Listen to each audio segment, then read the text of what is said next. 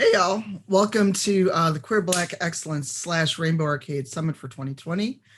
We're very happy and pleased to be your first panel of today. I almost said this evening, and it's only like 1 p.m. for me. So I'm clearly off to a great start. I don't know what time it is or where I am, but I'm your moderator, Tanya DePass, for Tier. I'm part of the Rainbow Arcade leadership team and also the founder and director of I Need Diverse Games. So I'm also proud to be a sponsor of this event over the next 2 days.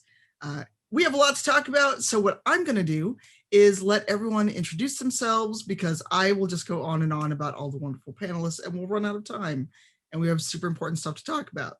So I'm going to go in the order that's on the overlay because I can see it. Pleasantly Twisted, you go first. I was going to say that just messed me up because I was like, I'm number 4 and you said overlay and I'm like, so I am Pleasantly Twisted. People have seen me online everywhere as Pleasantly Twisted. You can call me Vanessa, PT, doesn't matter. I'm a little bit of everywhere. I do charity fundraising. I am very invested in charity work. I talk about Black and queer stuff often and loudly. And I play hard video games pretty good and then long video games really thoroughly. So I intertwine all of that together and we talk about real stuff. We talk about real stuff and we play some video games and have a good time over at my channel that I lovingly call The Wine Cellar. Bring a glass of wine and have a good time. Excellent. And I did forget pronouns, so apologies for that. Oh, yes. And I go by she, her pronouns. I apologize as well. I'm also she, her. Brian, the ball's in your court. Awesome. You know how much I love that. I am Brian, Urban Bohemian. My pronouns are he, him. I am a variety streamer on Twitch. I do a lot of story narrative games, the occasional shooter, some cooking, and when chat and charity goes well, we do some singing too, which we don't talk about that. Otherwise, in my day job, I work in IT. I'm a web developer, and Twitch is my creative outlet. Excellent. Sophista. Hi, I'm Samantha Sophista, she, her. I am a variety streamer as well. I stream a lot of narrative heavy games, indie games, narrative heavy shooters, RPGs are my jam. In my day job, I actually teach game studies. So oddly enough, it's like a busman's holiday when I come over and like start streaming on Twitch because it's like I'm just working still, but I really enjoy it. And my community is big into diversity and inclusion. We have these conversations, sometimes hard conversations, but I think they're conversations that are important to have. And I also think representation is important. So I think it's really important for people to see, big Black queer middle-aged me when they look at Twitch. So I'm right there with you. I'm right there with you. Tiffany. Hi, my name is Tiffany Witcher. I stream spooky games. I go by she and her. I mostly do charity streams. I do at least 3 charity streams a month on my channel, and I talk about a lot about accessibility and disabilities because it's very important to me, being someone that is also sick. My day job is I do voice acting. I have voice acting games such as House Party, Beautiful Desolation, and the upcoming game Foreclosed, and I also have some background in mocapping. Nice. And last on the overlay, but not least in our hearts, Omega. No, hello. My name is Omega Jones, also known as the Critical Bard. In life, I am a professional equity actor and vocalist. I am a variety streamer on Twitch as well. I say I am a ball of hot mess and honey buns. Back in July, I had the honor of creating and moderating the hashtag Black AF Roundtable series, which is a series of talks with Black folk surrounding the tabletop and gaming communities about the realities of racism within those communities. Because trust me, there's a lot. I'm just me having a good time, making trouble wherever I go. He, him pronouns. It's okay. I screwed it up. I started off the bad trend. So, and I'm Tanya. I do a lot of variety here on Twitch. I'm a partner of Variety Caster, a lot of story games. And also, I sometimes like to get my shooty on with The Division and other games like that. I also do a lot of RPG content. In case you haven't seen it, I am the creative director, and cast on Into the Motherlands. And Brian does our voiceover to start the show. And if you listen to the Adventure Zone, you may have heard his dulcet tones there. And I do a lot of RPG development and diversity inclusion work. I basically don't sleep, which is what I do. But you can find me everywhere as Cypher Tier. So, for those of you that were here at the start of our program, there was an excellent video shown that had a few performances, but also two very important panels that talked about queerness and Blackness. A lot of iconic folks on those panels. And we're going to talk about some of those topics and also how they relate to Twitch and to us as Black queer content creators on this platform, and as, you know, in our lives when the cameras are not rolling.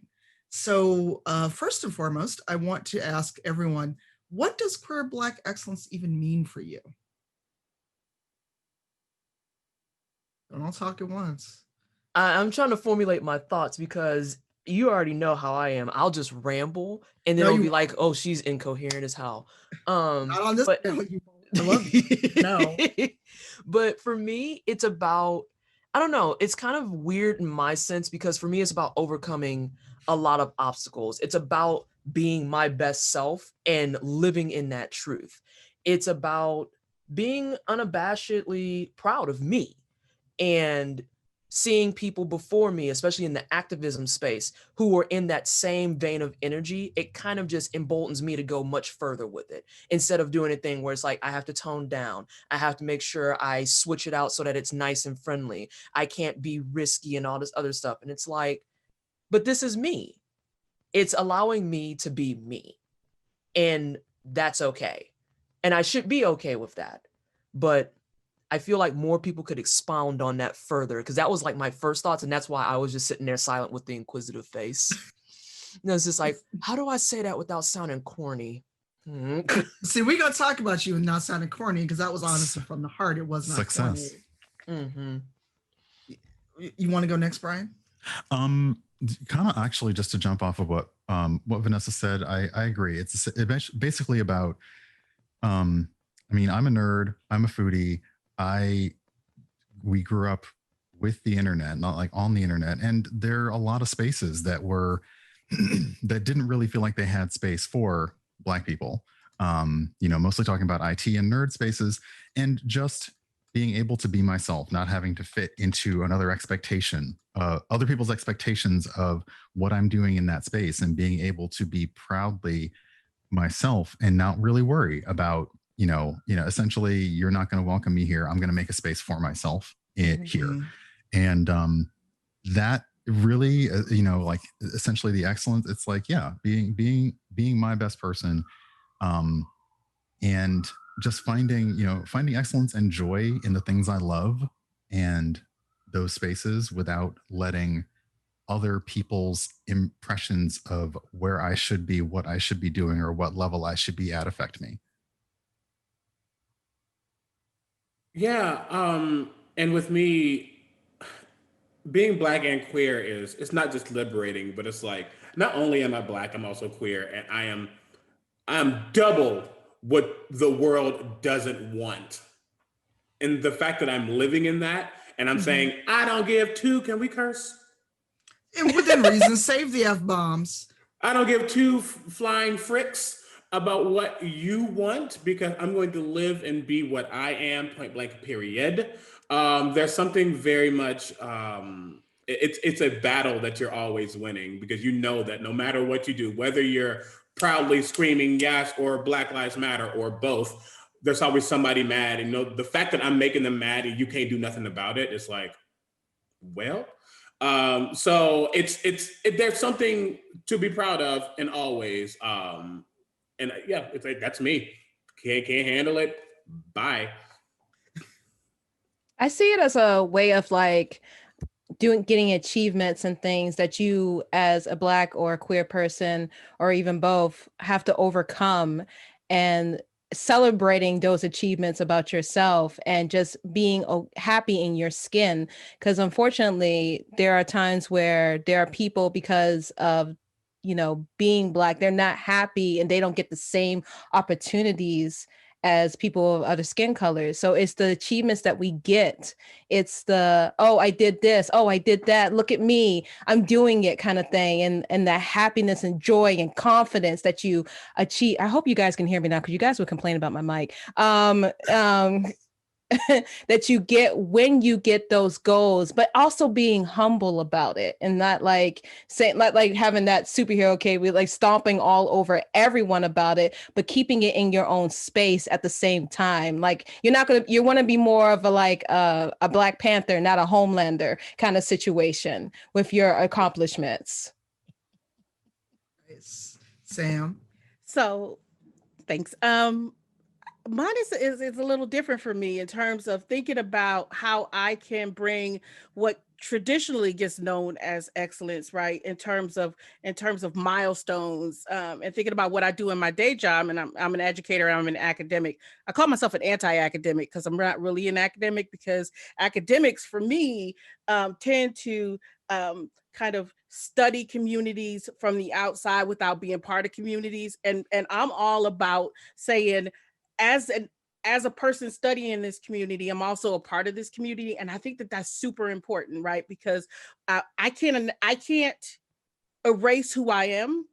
And even if I wanted to, other folks wouldn't allow me to, right? Because my Blackness and my queerness is always up front, right? So I take, as I said before, my big, my big Black queer middle-aged self, and I insert it into that conversation. And I think that being a content creator gives me the ability to do that, and also bring with me kind of background knowledge that I have, and make people more aware of things that they might not otherwise be aware of, right? Because these are conversations that we need to have, not only as content creators, not only as gamers, but as Black people and as people, period, right? So that people can't make that excuse that I didn't know, because Right. And it's like, this is why I adore Sam so much, because we're close in age and I work in academia for 16 years, for those that don't know. And I probably would rather live in a box under a bridge than work in academia again, because I adore Sam. And I like most people I work with in academia, but being myself, Black and queer and out, did not all work for me in academia. So I was like, deuces, I'm out. And for me, queer Black excellence means I get to just be me, and I don't have to have every caveat under the sun applied to me. I don't get labeled, oh, but you're not like those other queer people. You're not like those other Black people. And I get to achieve things without all the caveats being added, but we know that that's not the world we live in. Whenever we do anything, it's like, oh, but Black, female, queer, content creator, or bi, Black, whatever, or Black, cis, femme. And it's like, I just want to live, and I want to do the things I do and do them well and go about my day, and then come home, or in this case, go from one room to another because pandemic, and enjoy what I'm doing. So for me, that's what it means. And, and lifting other people up when I've quote unquote made it, whatever that actually means. So because we are following up after that video, I did want to bring up a couple things in there and then kind of see how we can mix that up and bring it to Twitch, because everyone likes to go, Twitch, is this politics? I can't meme well. I'm trying to do the stupid butterfly meme. But a lot of things that they brought up are things that affect all of us and affect a lot of people watching this, which is, the murders by police. And I'm just being straight up, I'm gonna call it murder by police. It wasn't, people didn't accidentally die, they were murdered by the cops. Let's just call it what it is. Being sidelined by the Black Lives Matter movement as Black queer folks, even though it was started by two Black queer women. And also being sidelined historically, because for those that don't know, one of the major campaign folks that worked with Dr. King, B.R. Rustin, was gay. And then Vanessa also brought up James Baldwin. I messed up his name. I mean, I think we all got the point across, though, for Right. the most part. And then do you want me to go ahead and hop off from that? Because I can if you would like me to. Yes, because it's going to be a conversation. We're not just going to be like, here's a thing, go learn. So one of the things that I was thinking about heavily with regards to that video and everything was especially pertaining to James Baldwin, because we kind of talked about this behind the scenes and everything. Something that people don't realize is that a lot of Black and queer, and note that I said Black and queer, not Black or queer, Black and queer history just gets completely erased, if not fully assimilated, and then put on the sideline. I had learned about James Baldwin and his activism really early in my college career, around the 2004-2005 timeframe. But I didn't learn about him being homosexual until I was well into my master's degree in 2011. And it kind of just threw me off for a second, because keep in mind, at that time frame, I also wasn't out yet, but it still just kind of struck me as a chord, which was, the ongoing list of here's evidence you're queer, you imbecile. It struck me as a chord that no one wanted to talk about his queerness, but then at the same time, when people did talk about his queerness, it was always in a negative light. And so that was something that really kind of touched home with me when I did finally come out was, oh, I get to be put in this situation now where I have to choose, am I Black first or am I queer first? And it's just a silly question because what do you mean, which one am I first? I am both. I am both 24/7, 365 at all times. So I don't understand why we get into this point where we have to choose one over the other. And I see it a lot when it comes to February versus June, because people get mad at me on Twitch. I'm here on the front page in February. Oh, but I thought you had a spot for Pride and everything. Well, June not here yet, so I couldn't tell you, one. And then two, I still fit both bills. And it's something that if I want to do it, then I can do it. But then June comes around and I get the opposite reaction. Oh, so you want to be one of those gays now? And it's like, that's not how that works. And I don't know what that's supposed to mean. I am Black and I am asexual. The end. This shouldn't be something that we have to pick and choose, where if you want to uplift one, the trade-off is that you get to demonize the other. And that's oftentimes what I see is happening there, is if people want to support my Blackness, they have latent homophobia just hidden underneath the seam not far away.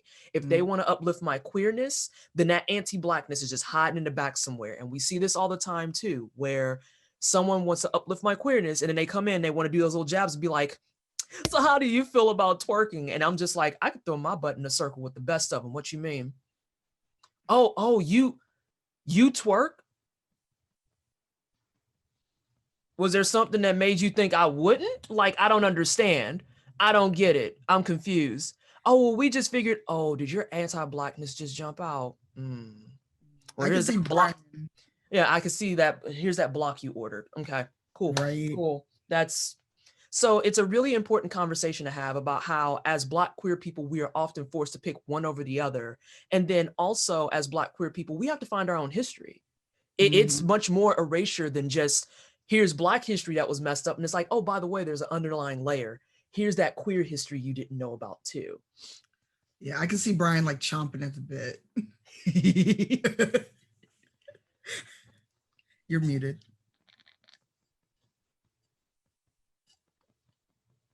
Sorry, we had sirens in DC today. I had to turn out mute everything because it's DC. We got sirens. But no, that conversation about having to feeling like in any situation you have to pick one. And it's like, okay, which box are you filling today? And it's like, that's not how any of this works. And yeah, the absolute well, okay, having to understand that a lot of the history was kept from us. But even when the drives about civil rights come up, when it's about Black civil rights, it's like you can kind of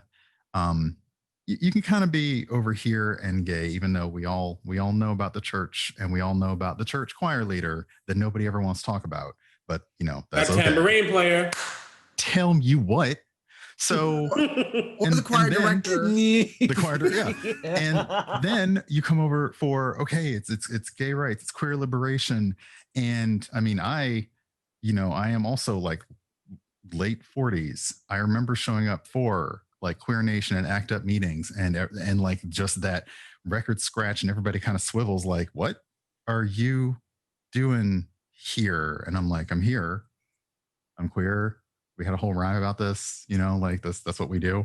So yeah, it's it's one of those things that's really difficult. And having to make sure that you essentially you almost have to keep, I think people have said this before, it's almost like you have to keep coming out in spaces as queer.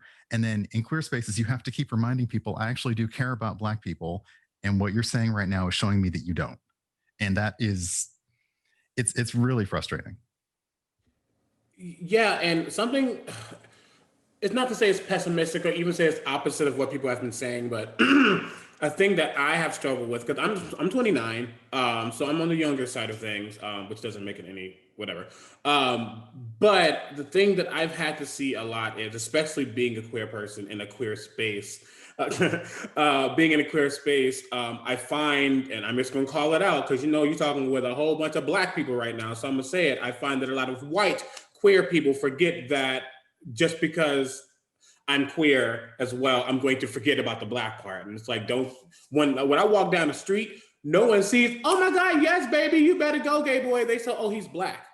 Because that's the first thing you see is this. You have to get to know me to understand that I'm actually queer as well. So I think a lot of people sometimes forget that. It's like, I will never downplay my queerness because I am gay as fuck, and that's that. However, I am also Black. So it's always hard for me to be in a room with just queer folk and I'm the only Black one in there, because I feel like sometimes I have to like, okay, I'm not going to be all the way Black right now. At least that's what I used to be. Like, I used to be that, okay, I'll calm down my Blackness just a little bit so y'all feel a little more comfortable. But in 2020, that's no longer happening, period. So I don't know if anybody else would have to deal with things like that, but that I always feel like I'm forced to choose when I don't want to choose. And in this current timeline, I'm not going to choose. I am both. Take both of them, or you can leave. Yeah, I honestly feel that because I grew up in like Washington, D.C., and then we moved to New Hampshire. And it was like a completely different spectrum of people that I had to be around, especially from middle school, going into high school. And it was always like, oh, the bi girl and this like that. Oh, Tiffany, you're the bi goth girl. But it was like, okay, that's all right. I'm bi. Why is that a problem? I'm also Black too. Did you notice that as well? So it was one of those situations growing up with a certain margin of people that I always was looked at as the bi girl. But when things started to come out, and I'm talking about around the time of 9/11, I started seeing injustices around all kinds of people of the Muslim background and having Muslim family members and things like that. And they were like, oh, there's Black Muslims. I was like, yes. And I have family members like that. I'm also Black. I'm also bi. I'm also this. I'm also that. You have to accept both things about me, or you can't accept me at all. And it was one of those things I had to grow up and deal with. And it was so unnerving. I'm not friends with a lot of those people anymore. But it was like, as the times rolled on, I started to see this more and more and more. And it was just so unnerving. But now I'm at a point in my life at the age of 35. I'm just like, I can now be like, yeah, I'm Black and bi. If you can't take that, you can just leave, because we're not going to have that today. Yeah. So it's just, background does affect that a lot. Like, where you live does affect that a lot, unfortunately. So I want to kind of throw this out there, especially for those of us on the panel who may be a little older. I grew up in Detroit, but I grew up in a very kind of strongly Christian, strongly Southern family. So, Blackness was a thing. And then growing up in Detroit in the 70s with a mother who was politically active, kind of put me in the know in terms of who I was as a Black child. But that element of queerness was always the thing that had to be hid. One, because Black. Two, because, as I said, coming from like this strongly kind of Judeo-Christian background, that was something that got side-eyed hard, right? And we always had those folks that people whispered about, and what they were doing and who they were, and who they were doing what with, right? So those are always interesting elements, because we still see that, right? When we talk about who we are as individuals, who folks or what folks want us to hide, and who folks want us to be, and I mean, and for me, that's a real part of like the reason that I do what I do. I mean, I can write about this all day long to the 25 people who are going to read any academic article or book that I publish, or I can actually take it somewhere where it needs to be, where I can talk to other folks like me or who may be younger than me and experiencing the same kind of thing, right? And I think, again, that's what's most important for me, right? Because my experience, my education, all that stuff means nothing to me if I can't put it into action. Mm-hmm. Unless Brian, you have something to add in, I wanted to kind of circle back something Vanessa said both pre-show and during the earlier part about how we have to teach ourselves our history. Because a lot of stuff, like I didn't know about Hidden Figures, I didn't know about Bayard Rustin, I didn't know about a lot of the people that are now like, oh, they're Black and they're queer, or they're Black and they're trans, or they're Black and because all we ever get fed is they are Black and this is what they do. So I want to make sure, Brian, if you had anything to say on that last thing before we start kind of shifting around. Oh, I'm good. I just think, yeah, that the fact that you know, no one should have to work that hard to find out their history and to find out how that history affects them and defines pretty much everything in the world around them. And that hurts. Like I learned things watching the day one conversations from the Twin Cities Queer Black Excellence thing. And I'm just like, dang, okay, I didn't know that, but now I'm going to go find it because I have to. No one's going to teach it to me. Right. And, you know, it's really sad because a lot of the history, I mean, admittedly, I'm a terrible history student, but specifically with queer Black history, there's just so much that we don't know because a lot of stuff isn't archived. The internet wasn't a thing when a lot of us were teenagers. And the people that would have been record keeping, if they passed away or if they moved on or got out of activism, their stuff could be sitting in a drawer or someone's attic and we'd never know until they pass on. So I think it's just really interesting and also very sad that so many of us at all age ranges don't know this stuff. But I heard a tap.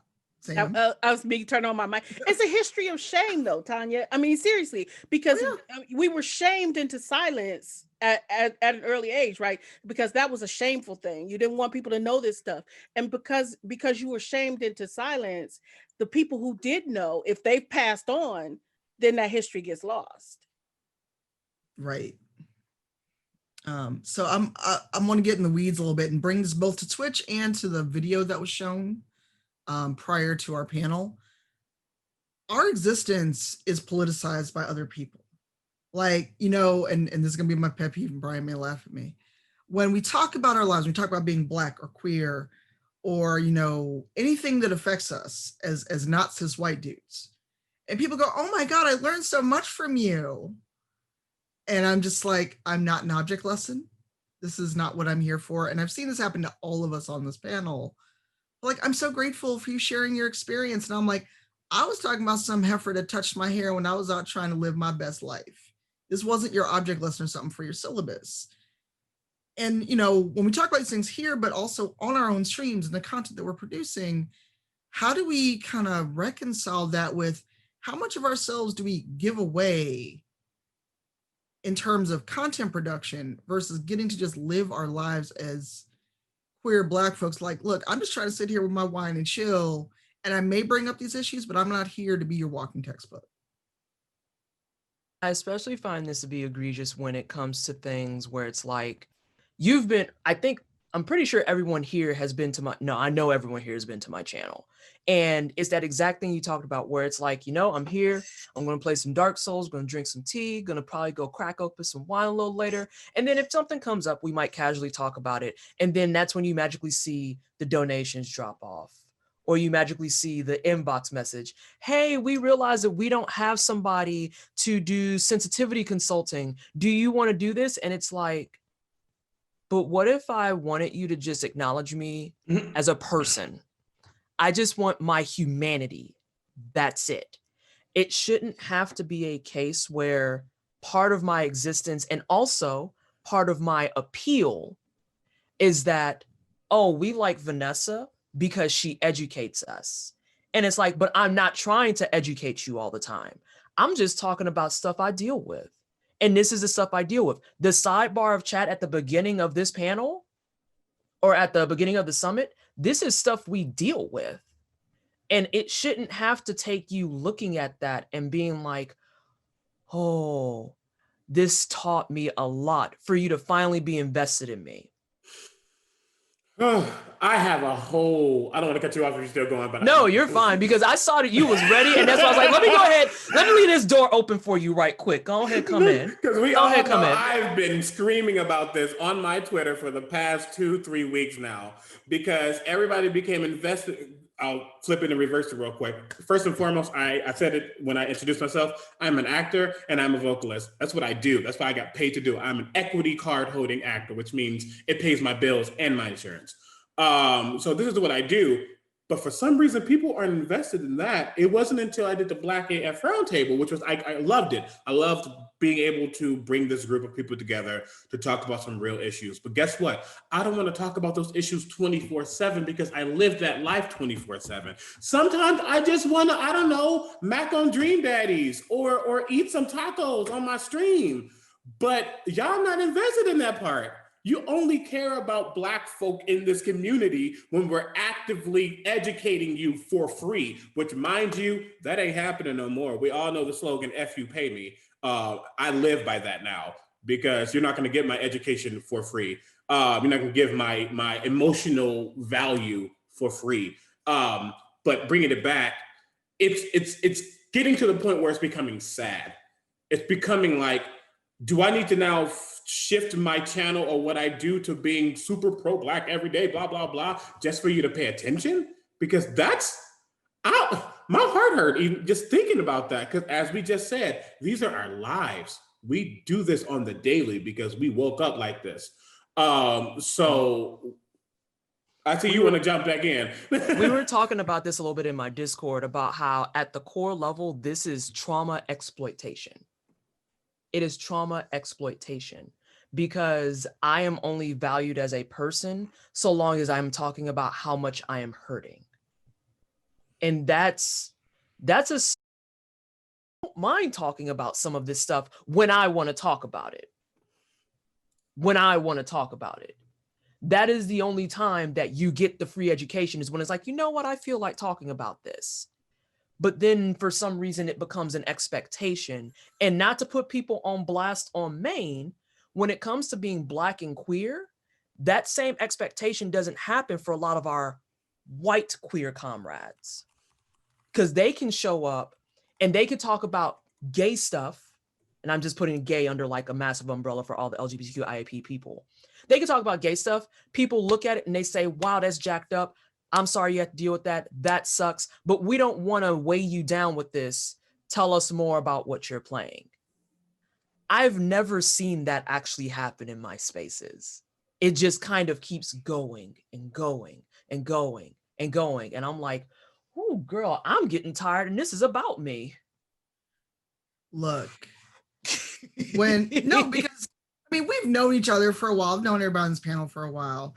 And even before I got partnered, even before other stuff, I noticed that when I would have those real talk conversations, everybody and their mama could show up. But I'm sitting here chilling with The Division or Animal Crossing or whatever. It's like tumbleweeds. Y'all want to come and get your education and have your Kiki in the chat and Yes Queen. And we're going to have a word about the Yes Queen and everybody else in the white queers that misuse AAVE, which wasn't on the agenda. But now that I've thought about it, we're going to talk about that too. But where are the people when we're happy? Vanessa, you said it yourself on Twitter. Everybody's there for like, oh, give me the real talk. Yes, tell these people about themselves. But where are they when we're having a rough day? I've gotten to the point where I can't say I'm having a rough day. I will say for the very first time on my Twitter and probably ever, I finally got a tweet that was a nonsense, me being myself goofy tweet that broke 300 likes. And it was when I made that thing about that fake game saying, but what are mystery ballots? Where are they? Is there a mystery ballot in my shirt? I don't understand. Is there one under my book? Where are your mystery ballots? That one has some good traction, but admittedly that was pretty funny in the moment. And not that funny no more, but it was pretty funny in the moment. But otherwise, the only things that I've ever had that have broken like a comma, it's when I'm dragging positivity only people. It's when I'm talking about things like all these creators who just this last week realized that they actually are anti-fascism. I'm like, really? Really? Even though you make fun of me for being an activist on Twitter all the time? Interesting. Interesting. And for Mm. the record, when y'all read that from here on, if you don't hear it in that voice, I'm gonna be very disappointed. But yeah, just, oh, you didn't, but you were telling me about how we should be positive and shouldn't talk about this. But now that you actually scared, you want to talk about it and you getting all these viral tweets? Interesting. Interesting. We need a gift of that whole section. Right. So no, Uh, I cut myself off. I said, I feel that though. oh my goodness. Anybody else want to jump in? Because we know that we will talk forever because y'all done got 6 Black folks together that like each other and know how to talk. So Yeah. Yeah, because like for me, like I was dealing with like hate raids for like 6 months. You saw those posts, right? I was like, hey, I'm getting more hate raids for being Black and gay. Hey, I'm getting more hate raids. I'm getting more hate raids. No, and then the one that actually got me noticed was when I put up the screenshot of the person saying that I'm going to get you DDoS and have a cop put their knee in your neck. Then all of a sudden people came to me. I kid you not. It had almost 300 retweets, thousands of likes, all for that. But like you come to anything else that I put up, like, oh, hey, here's my demo, or hey, here's this, here's that. Nothing. My suffering was more drawn to than, all the other things that I do. And that pissed me I was gonna swear. That pissed me off. I had to cut myself. Woo, okay. Tiffany, I It think was an that A+ was catch. I Yeah. think that would be justified. Yeah, sorry. I know you said no F-bombs, but I We was get like, one. We get yeah, one. okay. I think you Oh, get okay. So we're like a PG-13 movie. Okay. I'll hold on to it just in case. Okay, yeah, we'll hold on to the F-bomb.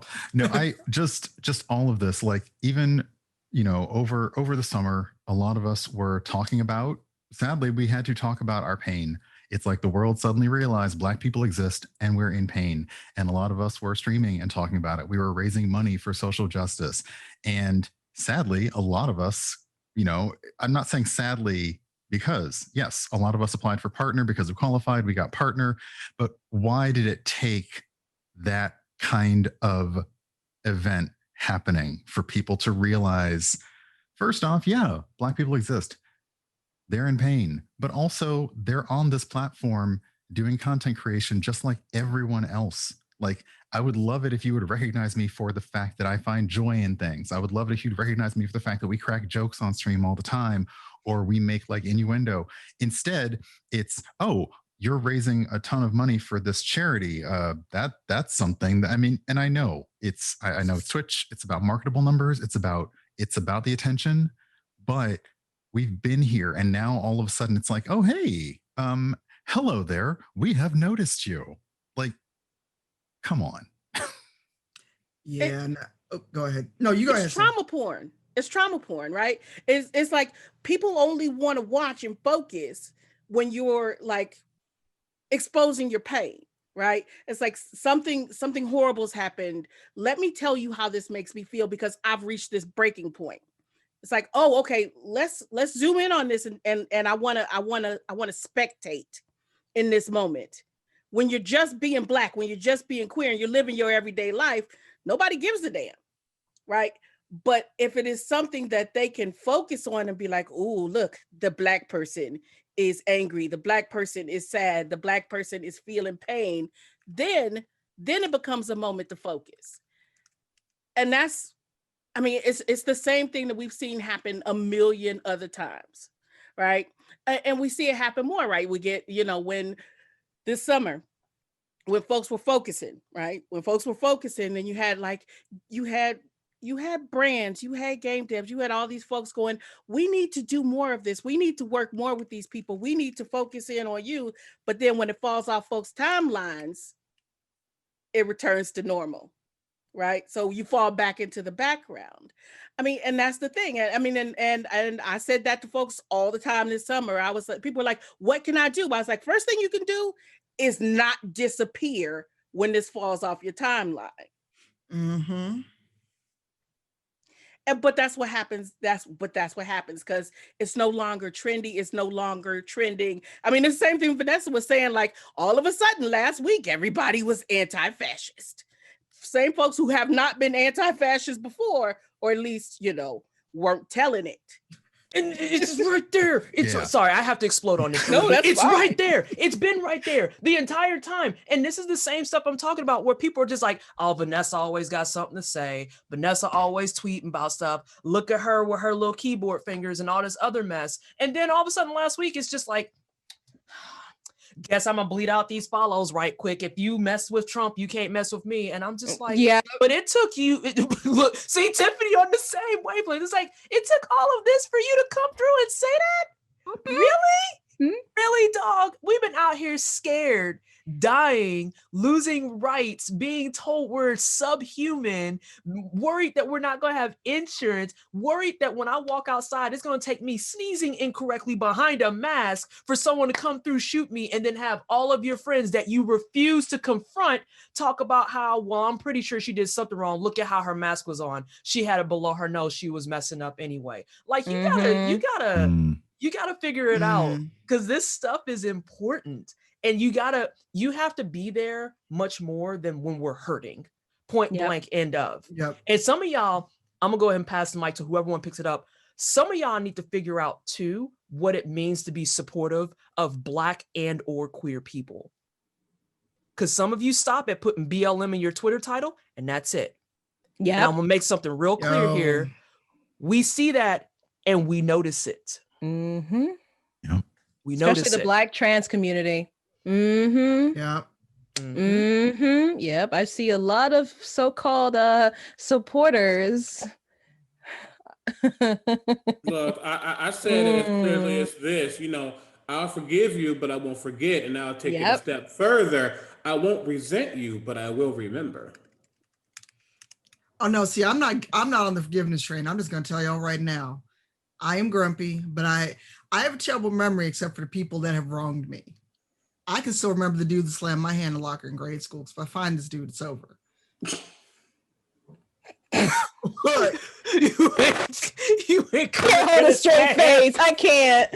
You ain't coming for this man. Some 30 plus years old. You remember when you slammed my fingers? He's gonna be on his deathbed. Anyway, no, so let's try to kind of reel this back in because we've just gone entirely off. Sorry, let's go. No, I mean, no, but this is a good conversation. This is why I'm glad that I'm here with y'all and I like all of you. But when everybody was, go ahead, Brian. I just want to say the one thought that came to my mind is I would love to be able to have panels like this without talking about painful stuff. I would love to be able to just be able to get on a panel, joke about what I do, listen to what hire us for for panels. That's what I would love to be able to do. I would love to not have it take this for us to have a panel like this. Mm-hmm. We represent more than pain. I would love to have a panel about art. Yeah, we're gonna do that. We're gonna do that. Can we have a panel about hair without a bunch of people coming in to comment about how our hair texture is different? Hair one would be good. Okay, let's bring it back. Bring it. Anyway, bring it. Let's go. We're gonna do that. We're gonna do that, but we're gonna do it on Discord on someone's channel and sub only. If you want to hear us talk about it, you're gonna pay. So we've only got a few minutes left because we've had a great conversation. We've derailed a little bit, but it is what it is. It's a panel. We're the first panel of the day. We're getting it out of everyone's system for later. But what I kind of want to talk about to round this out is, we've already hit on a lot of stuff in our notes. Let's talk about joy to finish this up. Okay. What is it for all of us that is joyful about being a Black queer person, both on this platform, but just in general? Because like Vanessa said and everybody said, we don't get to talk about joy enough. I don't get to talk about how much I love fighting games or how much I can sit here and nerd out about Japanese history or whatever. It's always, Tanya, this person said a racist thing on Twitter. Aren't you going to go after them? And I'm like, no. Unlike you, I'm booked and busy. I got things to do and get paid. I'm not concerned with you. Go and fight your own fight. But to round out and end this panel, what is a joyous thing for you being a Black queer content creator? I'm gonna kick it off real quick. Something that, though I'm young, something that stuck with me as a child and growing up is I didn't have the best life, but I think most people don't. Yeah. But circumstances were heavy, but they made me who I am now. And originally, when I went to college, though I didn't graduate because money, um, I wanted to be a teacher. I wanted to be a music teacher because I believed in making sure that those after me don't go through, or at least have somebody to latch onto when they're going through the things I go through. So now my goal, not even a goal, just what I want as I live and breathe as a Black queer person, simply is other people who are younger than me can look at me and go, I'm not alone, because not only am I not alone, but I see somebody else doing the damn thing. I see somebody else actively living their truth, both of their truths, because as Vanessa said, I'm Black and queer. See, having those children or teenagers or even just adults younger than me looking at me going, damn, I wish I could have been as outwardly proud as you are, and seeing you be that makes me understand that I can also be that as well. If I'm inspiring somebody to live their best life, then I'm good. I'm gonna continue clacking my Pride fans clack all day for you, because it's giving you something to latch onto, and that in turn makes me feel joyous. So live your best life. I fully agree with that. It's passing Yes. on that to the next generation so they can be happy. Like I have a son. He just came out as pan, and it's was one of the most wonderful things that I can actually talk to him about being Black and a part of this, and being Black and pan, and just being himself and not being afraid because of the color of his skin, and for what he loves and who he loves. So it's always being that inspiration to somebody. I do it with charity streams. I inspire people to do more, and it's like give more and push more and do something good, not for yourself, but for someone else out there that could be struggling, like especially mentally. We lose more Black people in this community more than any community because of it, because we're either shamed, or we have to hide, or we're killed, and it's just terrible. It's fucking terrible. That's my one. And I'm just like, I'm happy that I could just pass it on to my own kin and to anyone that needs it. And I fully agree with that. And I'm sorry, that was my one. That you guys can go ahead now. I mean, Sam, I'm sorry. Oh. I'm gonna let Sam talk because I talk a bunch. That's okay. So I mean, joy. I mean, and I want to connect to what Tiffany just said. For me, that joy comes from being able to do good, right? And whatever that good looks like, right? Whether it's giving, a young queer Black child somewhere to come in, or a child of color, period, to come in and say, here's what I feel, and I'm glad to see this. I'm glad to see that there are other folks like me out here, right, that are doing things that I want to do, right? Or charity streams, because I do a lot of charity streams, right? And somebody came into my chat the other night and they were like, it's Extra Life night. Why aren't you doing an Extra Life stream? I did Extra Life streams for 8 years, and I love Extra Life, but I also like raising money for smaller social justice based charities, because those are the ones that get ignored. Right. So if we're talking about feeding people, if we're talking about providing support for queer folks, for trans folks, for folks in general, if we're talking about mental health charities, that's where I want to place my energies, because that's just where I am, right? That's where I am. And I take great joy in being able to talk about video games in like, I call it an academically nerdy way, right? Talk about video games in academically nerdy ways, right? To be able to play Mafia 3 and talk about history in the 60s, right? To be able to talk about things like the institution of slavery and how that institution has evolved, right? Through many other things, right? Through the criminal justice system, through the educational system, right? And how that comes into the home. So thinking about how all of these things happen and connecting them to video games to get people to, maybe get to flick a switch in their head and make some kind of connection and have some kind of understanding about what it is they're seeing in the world, right? When they claim they don't. That gives me joy.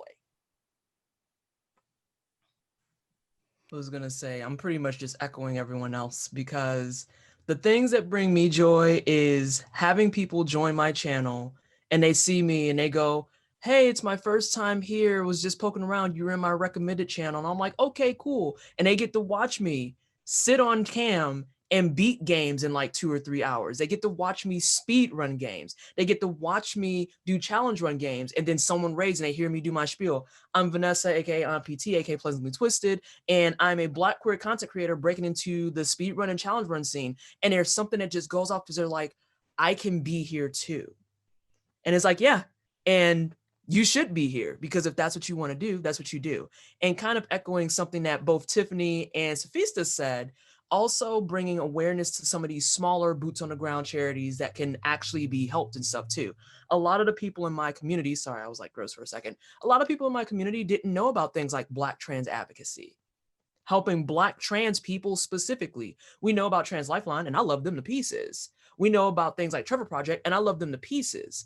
But this one is specifically focused on Black trans kids and working with people like Color of Change and working with all these other smaller charities that are trying to do a lot more focused work, but also focusing much more niche categories as well. There's people I've worked with that are working with people with autism. That same branch for autism has a separate branch for Black autism. And I'm like, I'm not surprised at all that this person running this charity knew that there needed to be a segment specifically for autism kids of color.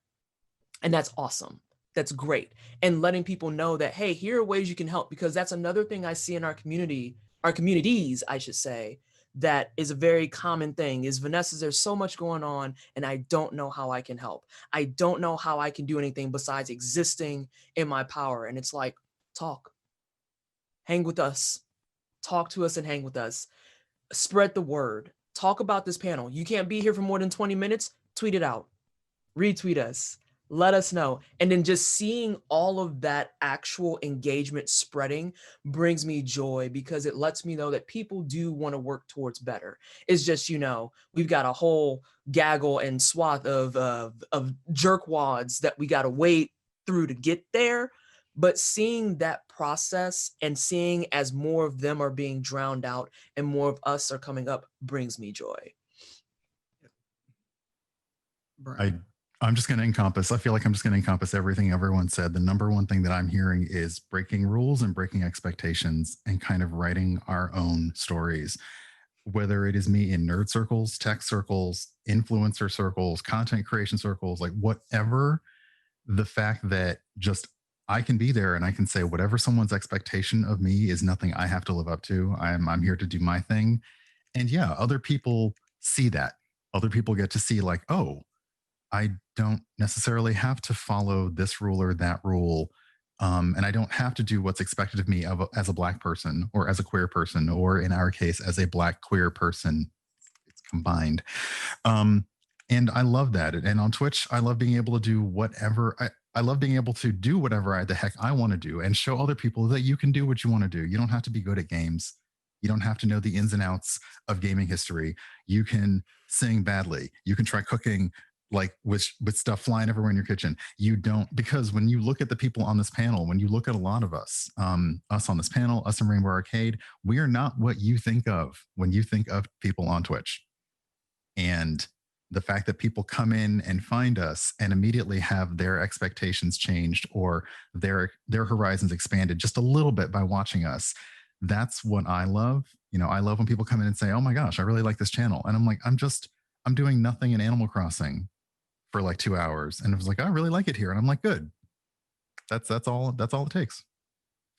Yeah. And for me, I do a lot of RPG stuff, as do you and CB and all of us. And you know, Rivals, as much work as it is, I do love it. Or when someone comes in the channel, they message me and go, I didn't think I could stay on Twitch, or I left and I came back because I saw your channel. Or people are like, I'm glad I found you in your community.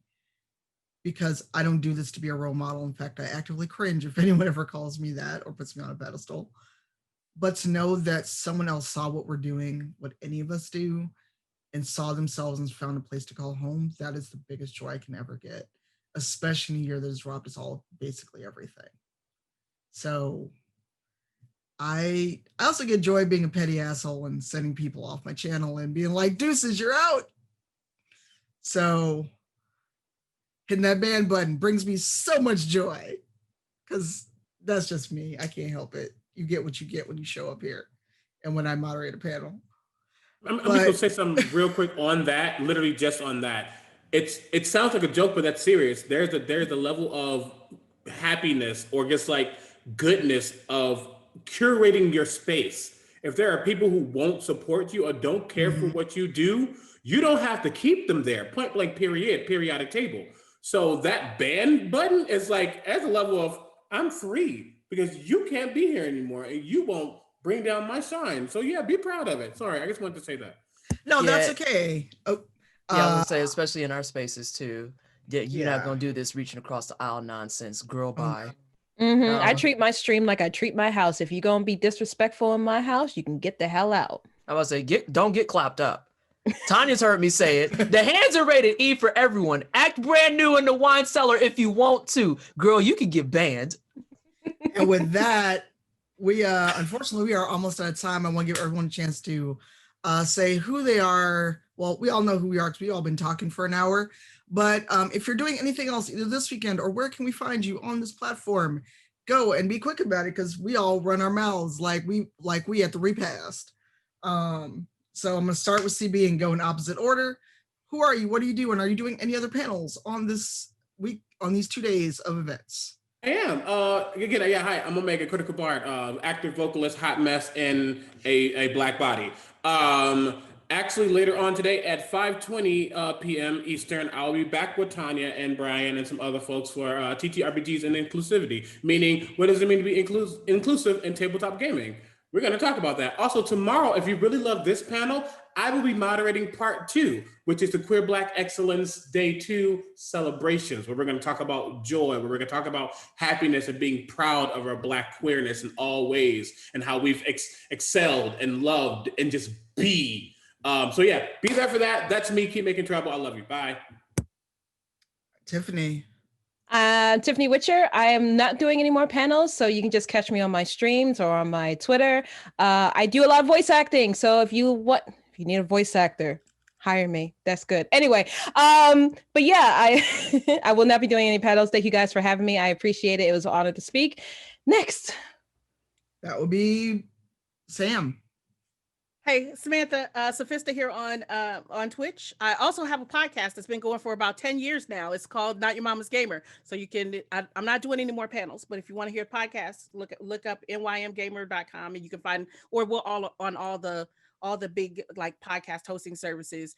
And of course, I'm Sophista here on the channel. I on the platform, I play a lot of RPGs, narrative heavy games. Come hang out. But behave yourselves because I, like Tanya, enjoy hitting that ban button. True that. Brian. Hi. Yes. Actually, to quote the phrase, I am booked and busy today. So I'm going to be on 3 more summits today at 4:10 p.m. EST. I'm going to be on Queer AF, branding as LGBTQIA2+. At 5:20 p.m., I'm going to be on TTRPGs and inclusivity. At 6:30 p.m., I'm going to be on charity streaming and fundraising. Some of those panels will be with people who are with me today. We're going to have a great time, and I can't wait to see you back in chat. Vanessa. And then to close everything out, I am pleasantly twisted everywhere. Please do not put vowels in the word twisted. You will find some other broad that is not me. It is incorrect. So I am pleasantly twisted everywhere on Twitch, Twitter, Instagram, the whole thing. I'm going to be moderating a panel at 6:30 p.m. Eastern Standard Time, talking about charity fundraising and the queer experience, which is shocking to no one who's been on my channel. Also, with that being said, I don't have anything else to really offer. I draw stuff sometimes. My commissions are quietly, slowly opening back up. I already got 2 people in queue. And tell your friends, you know, a Black queer woman is better at Dark Souls 3 than you. I adore you. And I'm Tanya. I've been your moderator, Cypher Tier. I too will be back with TTRPGs and inclusivity. And then tomorrow, talking about Twitch etiquette, which many people needed as we started off the day. Yeah, I said it. Get mad if you want to. I don't care. But you can find me here. Also, Sundays, Rivals of Waterdeep. I'm the DM for season 8. We are almost in the middle of our season. And then, of course, Sunday evenings Into the Motherlands, which we'll talk a lot more about on TTRPGs and inclusivity. But that is supported, funded by Twitch. So yeah, there's a whole lot of purple in this house right now. But that was it. We're done. Thank you for hanging out. Thank you, everyone, for being pretty good in chat. We didn't have to time out or ban anyone. Thank you for being awesome. Go stretch, get some water. Be back here in 10 minutes for coming out live on Twitch with many of our friends, some folks that are part of the Rainbow Arcade and not part of the Rainbow Arcade. And I'll be in the audience with my sword in one hand and a drink in the other. See you later.